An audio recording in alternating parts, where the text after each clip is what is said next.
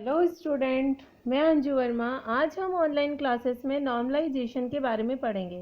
DBMS के अंदर normalisation होता क्या है? Normalisation is the process of organising data in the database. मतलब कि नॉर्मलाइजेशन का यूज़ हम प्रोसेस को ऑर्गेनाइज करने में करते हैं। सारे डेटा को ऑर्गेनाइज मैनर में हम जमाते हैं। Normalize is used to minimize the redundancy from a relation or a set of relations. It is also used to eliminate the undesirable characteristics like insertion, updation, deletion, anomalies. Normalization divides the larger table into smaller table and links them using relationship. The normal form is used to reduce redundancy from the database table. The word normalization and normal form refers to the structure of database. Normalization, it was developed by IBM researcher E.F. Code in 1970. Normalization increased clarity in organizing data in database. Normalization is the process of organizing the data in database to avoid data redundancy, insertion anomalies, updation anomalies, and deletion anomalies. Let's discuss about anomalies first, then we'll discuss normal form with example. Normalisation actually क्या होता है? Normalisation एक rules, guideline या techniques का एक ऐसा set है। Normalisation एक वैज्ञानिक विधि के द्वारा, जिसके द्वारा हम कॉम्प्लेक्स टेबल स्ट्रक्चर को सिंपल टेबल स्ट्रक्चर में परिवर्तित करते हैं। टेबल में से रिडंडेंसी को कम किया जाता है व डेटाबेस इनकंसिस्टेंसी को हटाने के लिए कुछ रूल्स को फॉलो कर नॉर्मलाइजेशन किया जाता है। इसमें यह भी ध्यान रखा जाता है कि नॉर्मलाइजेशन के समय इंफॉर्मेशन का कोई लॉस ना हो। जो डेटाबेस को डिज़ाइन करते समय यूज़ किया जाता है वह सभी डुप्लीकेट इश्यूज़ और इनकरेक्ट डेटा इश्यूज़ को हटाता है और एक अच्छी तरह से डिज़ाइन किए गए डेटाबेस की मदद करता है। नॉर्मलाइजेशन के ऐसे तो बहुत से हमको फ़ायदे हैं, जिसके द्वारा हम फास्ट सॉर्टिंग कर सकते हैं, इंडेक्सिंग कर सकते हैं, क्लस्टरिंग की जा सकती है। यह टेबल स्ट्रक्चर को सिंपल बनाने में हमारी मदद करता है। डेटाबेस डिज़ाइन को अच्छा बनाने के लिए हम निम्नलिखित हम निम्न प्रकार के रूल्स को यूज़ करते हैं, जैसे कि हर टेबल में एक आइडेंटिफायर होना चाहिए, हर टेबल में सिंगल टाइप की एंटिटी को स्टोर किया जाना चाहिए, नल वैल्यू को कम से कम स्टोर किया जाना चाहिए और वैल्यूज़ का रिपीटेशन भी कम से कम होना चाहिए। तो ये हमारे नॉर्मलाइजेशन की डेफिनेशन और नॉर्मलाइजेशन के फ़ायदे हैं। अब यहाँ पर हमने कहा है कि जो इसकी कैरेक्टरिस्टिक्स है, जैसे इंसर्शन, अपडेशन और डिलीशन एनोमलीज होती है। ये एनोमलीज होती क्या है बेसिकली, पहले हम यह डिस्कस करेंगे। Anomalies in DBMS. There are 3 types of anomalies that occur when the database is not normalized. These are insertion, updation, deletion anomalies. हमने यहाँ पर 3 प्रकार की एनामलीज़ के बारे में बात की है, जो कि डेटाबेस को जब नॉर्मलाइज नहीं होता है तो ये एनामलीज़ हमारी आती है। For an example, suppose a manufacturing company store employee detail in table named employee that has 4 attribute: employee ID, employee name, employee address, employee department. The employee ID store employee IDs, name store employee's name, address store employee's address, and department store department details. At the same point of time, the table look like this. जैसे ये हमने table की बात करी है, यह table normalised नहीं है। अब इसमें देखिए 101 रिक दिल्ली डिपार्टमेंट 1 आ रहा है, 101 रिक दिल्ली डिपार्टमेंट 2 आ रहा है। तो यहाँ पर जो हमने इंसर्शन एनामलीज करा, हमने इंसर्ट जब हमने एक टेबल को क्रिएट जब हम करते हैं और इंसर्ट हम क्यूरीज में चलाते हैं, तो इस तरह से हमारा इंसर्शन होता चला जाता है। तो यहाँ जो हम टेबल देख रहे हैं, यहाँ पर रिपीटेशंस हो रहा है, मल्टी वैल्यूड आ रहा है, मल्टी वैल्यू इसकी आ रही है। तो यहाँ पर हम इस टेबल को कहेंगे कि ये नॉर्मलाइज नहीं है। Update anomalies, insert anomalies, deletion anomalies. अब देखिए एनामलीज में हम क्या कर रहे हैं। जैसे फर्स्ट हम अपडेट एनामलीज की बात करते हैं, तो in the above table we have 2 rows for employee रिक। 2 रो दिख रही है, जैसे हमने यहाँ पर बात की रिक एम्प्लॉय 1, रिक एम्प्लॉय 2, ये हमको 2 दिख रही है, ठीक है। तो यहाँ हमने अपडेट एनोमलीज में हमने क्या करा, in the above table we have 2 rows for employee Rick as he belongs to 2 department of company. If we want to update the address of Rick, then we have to update the same in 2 rows or the data will become inconsistent. If some row somehow the correct address get updated in one department but not in other than as per the database, Rick would be having 2 different address which is not correct and would lead to inconsistent data. अगर हम यहाँ पर update करते भी हैं analysis को, तो अगर हमने यहाँ पर अपडेट करा तो यहाँ पर जैसे डिपार्टमेंट 1 डिपार्टमेंट 2 है और रिक को हम अपडेट करते तो यहाँ पर इनकन्सिस्टेंसी आती है. कंसिस्टेंसी का मतलब होता है कि उसकी नियमितता बनी रहे, लेकिन यहाँ पर इनकन्सिस्टेंसी का मतलब ये है कि अगर हमने उसको अपडेट किया तो यहाँ पर ये दोनों चीज़ को अपडेट करेगा, जिससे हमारी इनकन्सिस्टेंसी हो सकती है. Insert anomalies. Suppose new employee joined the company who is under training and currently not assigned to any department. Then we would not be able to insert the data into table if employee department file doesn't allow null. अगर यहाँ पर हमने कोई एक नया insert किया data, तो यहाँ अगर हम उसका डिपार्टमेंट नहीं देते हैं तो वो इसमें डेटा इंसर्ट नहीं करेगा. तो ये हो गया हमारा insert anomalies. Deletion anomaly. Suppose if we at a point of time the company closed the department D8090, then deleting the row that are having department as D8090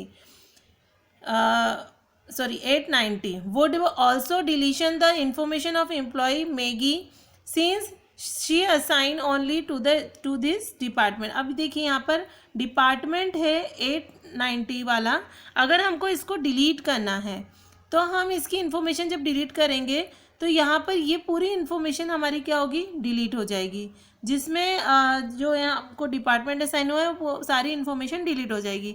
तो ये जितनी भी एनोमलीज है, मतलब जितनी भी एरर्स हमारे इस टेबल में आ रही हैं, इसी एरर्स को, इसी एनोमलीज को रिमूव करने के लिए हम इसको नॉर्मलाइज करते हैं.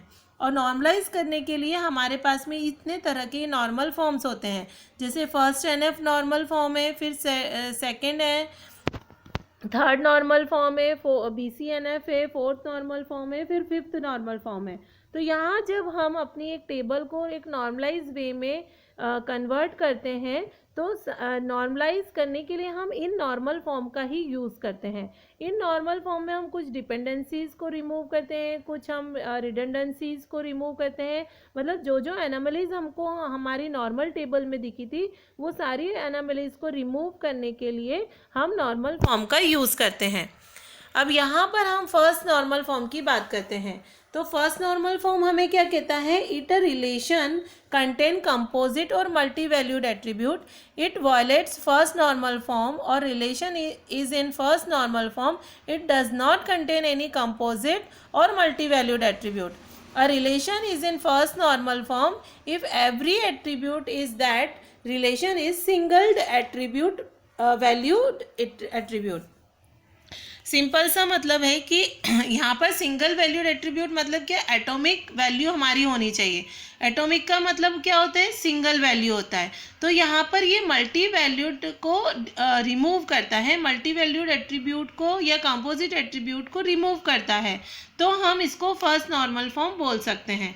जैसे किसी टेबल में फर्स्ट नॉर्मल फॉर्म तभी कहा जाता है जब टेबल की हर सेल में एक वैल्यू हो, मतलब कि एटॉमिक वैल्यू हो.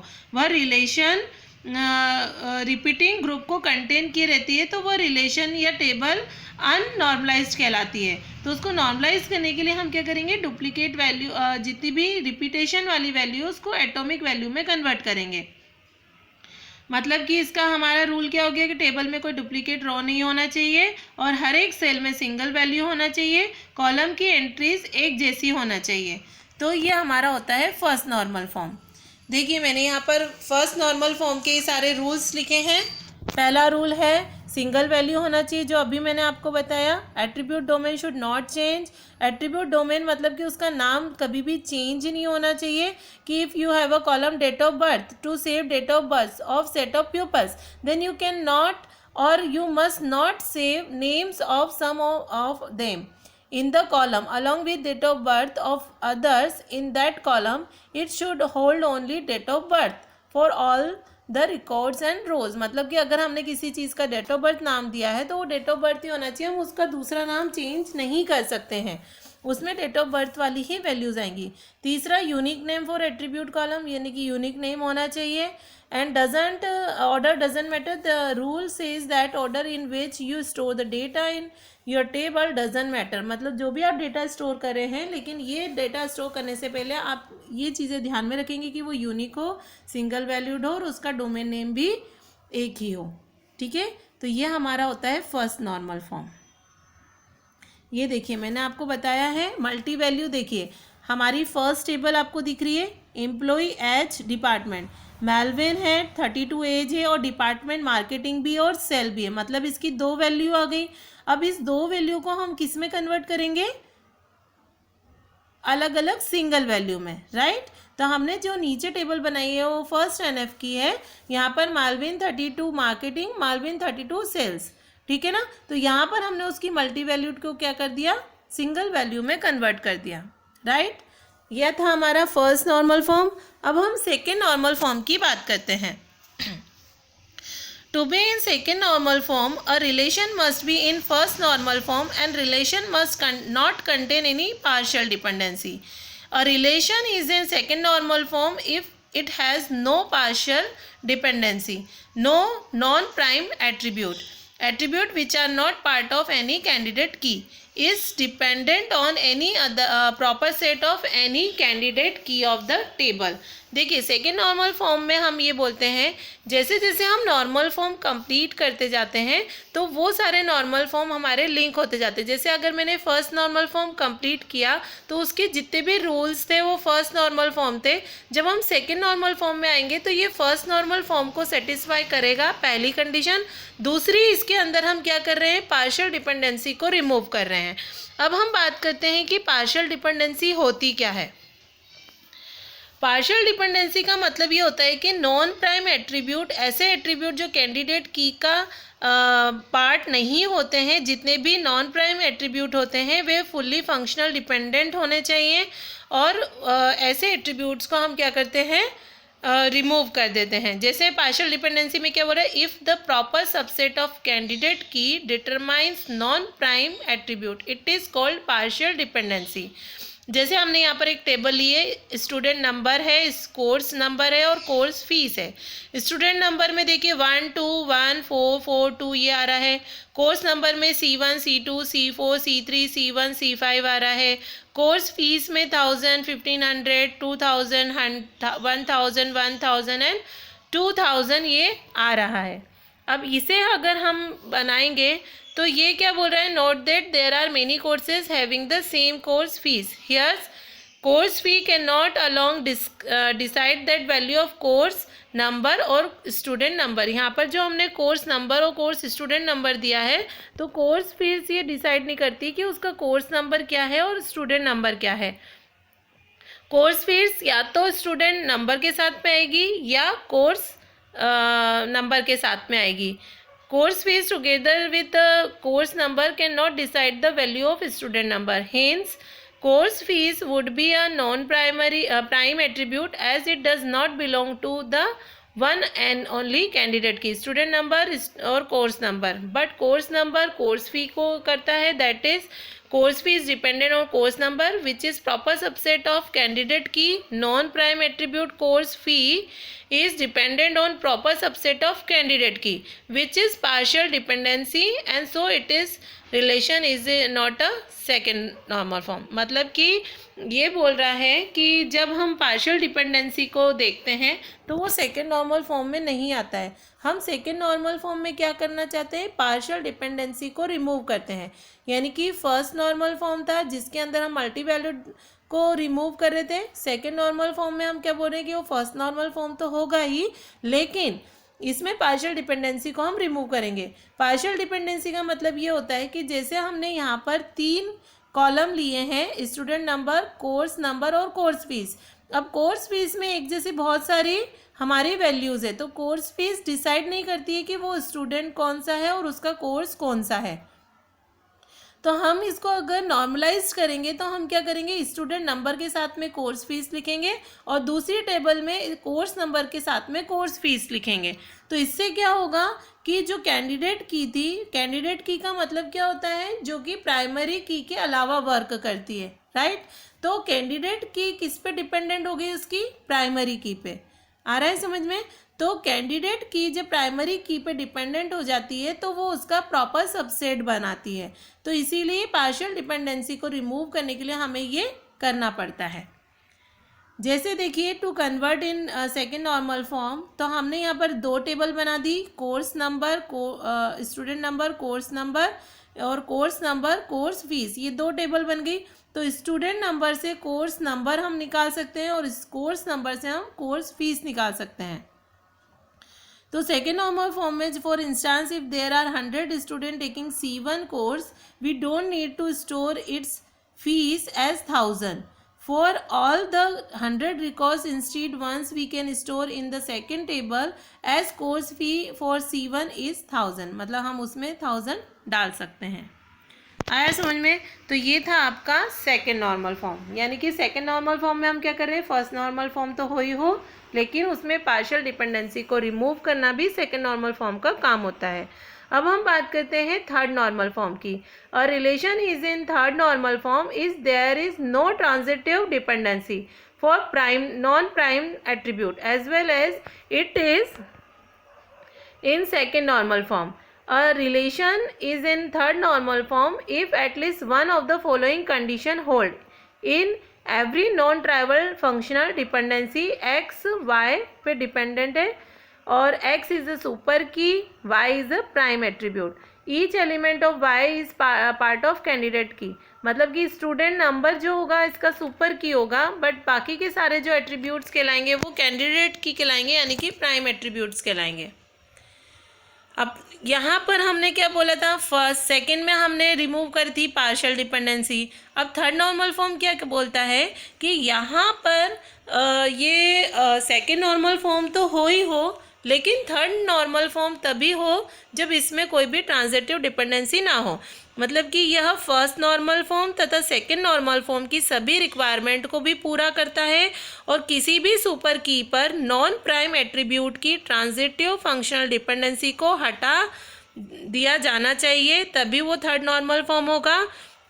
यदि ऐसे कोई कॉलम है जो प्राइमरी की से संबंधित नहीं है तो हटा दें और इसे एक अलग टेबल में डालें। तो दोनों टेबल को फॉरेन की के माध्यम से जोड़ दें, अर्थात कोई ट्रांजिटिव डिपेंडेंसी इसमें नहीं होना चाहिए। अब देखिए, टेबल ले लिया मैंने, स्टूडेंट नंबर है, नेम है, स्टेट है, कंट्री है, एज है। अब ट्रांजिटिव डिपेंडेंसी को इसमें मेरे को चेंज करने के लिए मैं क्या करूँगी, पहला मैंने एग्जांपल लिया है कि if A is dependent on B and B is dependent on C are two functional dependency, then A dependent on C is called a transitive dependency. इसका मीनिंग सिर्फ इतना है कि ए बी पर डिपेंड है और बी सी पर depend है। आ रहा है समझ में। लेकिन बी ए पे डिपेंडेंट नहीं है और सी बी पे डिपेंडेंट नहीं है, लेकिन अगर ए डिपेंडेंट होता है सी के ऊपर तो वो हमारी ट्रांजिटिव डिपेंडेंसी कहलाती है। एग्जाम्पल देखते हैं हम। In relation student given in table functional dependency student number, student name. Student number dependent है स्टूडेंट नेम पर, स्टूडेंट नंबर डिपेंडेंट है स्टूडेंट की स्टेट पर, और स्टूडेंट स्टेट डिपेंडेंट है स्टूडेंट कंट्री पर, और स्टूडेंट नंबर फिर से डिपेंडेंट है स्टूडेंट एज पर। तो कैंडिडेट की क्या हो गई यहाँ पर, स्टूडेंट नंबर, क्योंकि वही सब पे हम डिपेंडेंट ला रहे हैं। फॉर रिलेशन इन टेबल 4 जो हमने आगे देखी है, स्टूडेंट नंबर डिपेंडेंट होता है स्टूडेंट स्टेट और student state dependent student country are true. So student country is transitive dependent on student number. तो स्टूडेंट कंट्री किस पे डिपेंडेंट हो गई, अल्टीमेटली स्टूडेंट नंबर पर। तो ये इसको हम बोलते हैं transitive dependency. It violets the third normal form. To convert it in third normal form, we will compose the relation student, student name, number, student name, student phone number, state, country, age। तो हम इसको किस में convert कर देंगे, दो यहाँ table बनाएंगे, एक टेबल बनाएंगे हम इसमें कंट्री की, एक टेबल बनाएंगे हम इसमें स्टूडेंट की। तो यहाँ पर student number, student name, phone, state, और एज आ गया, और स्टूडेंट कंट्री के अंदर स्टेट और कंट्री आ गया। तो ये कहलाती है हमारी ट्रांजिटिव डिपेंडेंसी। इसी ट्रांजिटिव डिपेंडेंसी को रिमूव करने के लिए हमने थर्ड नॉर्मल फॉर्म का यूज़ किया था। अब बॉयसी कोड नॉर्मल फॉर्म, जब थर्ड नॉर्मल फॉर्म की बात करते हैं तो उसके बाद में आता है हमारा BCNF। BCNF का फुल फॉर्म होता है बॉयसी code normal form. A relation R is in Boyce code normal form if R is in third normal form, and for every functional dependency LHS is super key. A relation is in BCNF if and only if in every non-trivial functional dependency X dependent on Y, X is a super key.